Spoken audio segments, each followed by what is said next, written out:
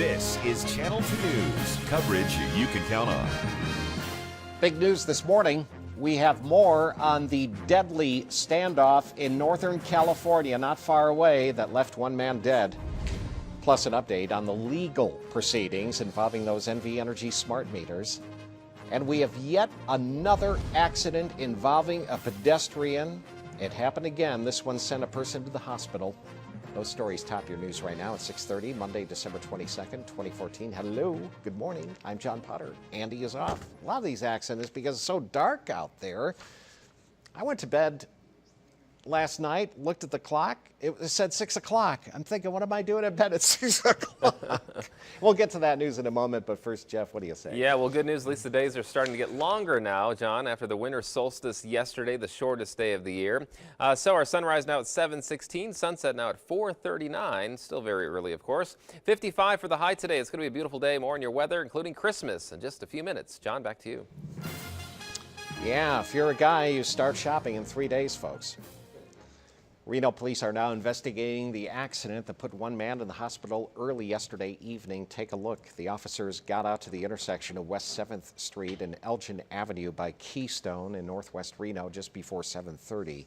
There, they found a man who had been hit by a car going eastbound while he was using a marked crosswalk.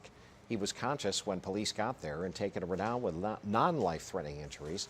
Now, the car's driver is cooperating with investigators and has received a citation.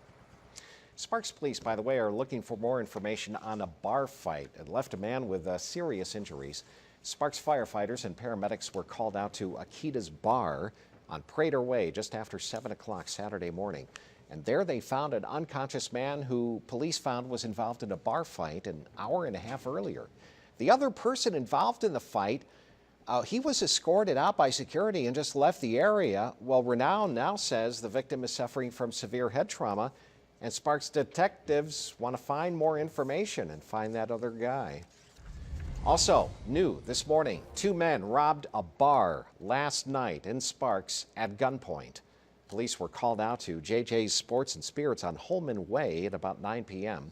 And authorities tell us the 2 men, one of which was armed with a rifle, had both customers and employees held at gunpoint before leaving with an undisclosed amount of money. Here's a photo of the suspect, who looks like everybody. Pretty covered up, but they're described as black males, possibly in their 20s, wearing dark clothing. And as you can see, their faces were also covered up at the time of the robbery, so there's really no other description at this time. Luckily, nobody was hurt during the robbery, but police are asking for your help finding these 2 men. If you have information on that or the bar fight, you can call Sparks Police at 353-2225 or Secret Witness at 322-4900. This morning, we have an update for you on the NV smart meter controversy. NV Energy has turned over more than 1,000 pages of documents to state regulators as part of the safety probe. Nevada's Public Utilities Commission is now looking into whether the meters could pose fire risks to more than 1 million homes and businesses in the state. The issue first came to light a few months ago after some local fire officials said the meters may have played a role in a string of residential fires. NV Energy says they've launched a 3-step program to improve smart meter safety, including an update that will shut them down if they begin to overheat. It's good to have attention put on that. Let's check the forecast, and of course we're paying attention to that with this holiday coming up. Good morning, Jeff. Hey, John, good morning. Yes, indeed, Christmas fast approaching. Looks like we have a chance for at least a little bit of snow on Christmas Day. Very nice. And much colder temperatures for sure. Let's take a look at that morning commute. It's picking up out there. Look at this. I believe it's I-80 westbound as you head toward Wells into the Spaghetti Bowl. A lot of red lights, braking lights out there. So slow it down. Give yourself extra time as you make it through that on-ramp. Wells on-ramp, always a tricky navigation through the Spaghetti Bowl, no doubt. All right, your temperatures out there. Well, first of all, your burn code is green. Air quality pretty good. And we're at 35 degrees, your current temperature with calm winds. Our air quality could decrease here the next couple of days with calm winds expected. But by Christmas Eve, a strong cold front will come in, and that's going to blow everything out of here with winds expected to be in about the 40-mile-an-hour range Christmas Eve. For today, mostly sunny. Nice high-pressure ridge will keep us nice and warm like yesterday's 62 for the high. We'll do about 55, so a little bit cooler. Some light showers still happening around Elko this morning.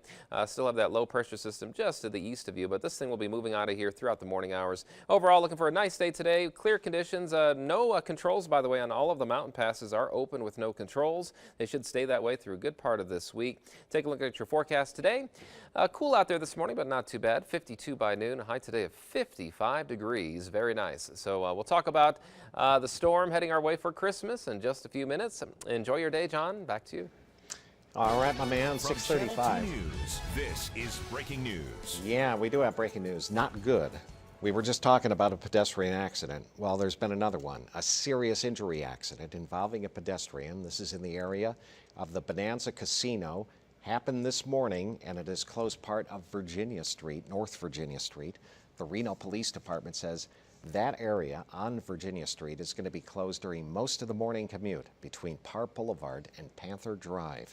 Channel 2 News has a team on the scene that will bring you the very latest. Looking around the nation this morning, in Auburn, California, a heavily armed man is dead after a lengthy shootout with police and sheriff's deputies yesterday. Placer County deputies were first called to the scene after a report of gunshots being fired as a man started firing randomly at homes in the neighborhood. Sheriff's negotiators tried getting the gunman to surrender peacefully, but he refused. And as deputies surrounded the house, the man began shooting at officers. During that exchange, a fire erupted in the house. Authorities say the man fired about 100 rounds before SWAT officers killed him. There's the fire. Nobody else was hurt during that 6-hour standoff. And police in Florida are investigating an officer-involved shooting that left one officer dead. It happened early yesterday morning in the town of Tarpon Springs, Florida. That's 30 miles northwest of Tampa. A man trying to avoid arrest shot a Florida police officer and then ran him over after the officer responded to a noise complaint call. After a brief chase, the shooter was caught and arrested on suspicion of first-degree murder. The suspect, 23-year-old Marco Perilla Jr., said when he saw the officer, he felt like a caged rat. He didn't want to go back to prison. That was his whole reason. The officer was a 17-year veteran of the force. And unfortunately, as we all know, that was not the only police officer death from the weekend, as 2 officers in New York were killed as well. And now union leaders are warning officers to wear bulletproof vests and be mindful of their social media posts. Don Champion reports from Brooklyn, where investigators are trying to find if the mentally disturbed shooter had taken part in any protests over the deaths of Michael Brown and Eric Gardner, whose names he invoked in an online threat. NYPD officers stood alongside members of the public in Brooklyn Sunday to pay tribute to 2 officers who were ambushed. The assassination of members of our family, of our community. We all mourn together. 40-year-old Rafael Ramos and 32-year-old Wenjin Liu were shot and killed as they sat in their cruiser Saturday. Moments later, the gunman, 28-year-old Ismael Brinsley, took his own life. A moment of silence was held for the officers at Madison Square Garden Sunday before the New York Rangers Carolina Hurricanes game. Liu, a 7-year veteran, had been married only 2 months. Ramos, a father of 2, joined the NYPD 2 years ago. I hope and pray that we can reflect on this tragic loss of lives that have occurred so that we can move forward. Hours before the shooting here, investigators say Brinsley shot and wounded his ex-girlfriend in Maryland. They also say he posted threats on social media against police in retaliation for the deaths of Eric Garner and Michael Brown. The shooting happened amid growing outrage over police brutality. Today is about changing the system. This weekend, hundreds marched in Philadelphia while others shut down streets in downtown Cleveland. In the wake of this weekend's shooting, officers in New York City have been advised to work in pairs for their safety. Don Champion, CBS News, New York. New York City Mayor Bill de Blasio scheduled to deliver remarks in New York about this today, focusing on strengthening ties between police and the community. Meanwhile, President Obama called New York's police commissioner to express condolences for the killing, and police officer deaths have about doubled this year across the country. Nobody really understands a war on police. You want the criminals in charge?